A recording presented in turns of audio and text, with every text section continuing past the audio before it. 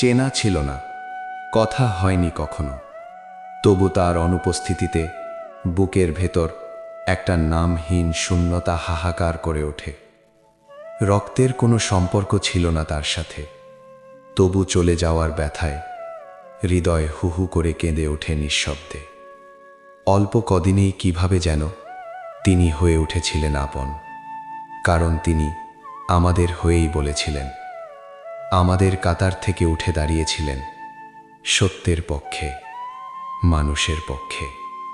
কারো কাছে বিক্রি হননি তিনি, নতি স্বীকার করেননি কোনো মিথ্যার কাছে। সোজা মেরুদণ্ড, নির্ভীক কণ্ঠ, এটাই ছিল তার পরিচয়।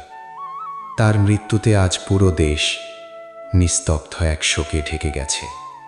শব্দের আতঙ্কে আছে, পতাকাগুলো যেন নুয়ে পড়েছে ব্যথায়।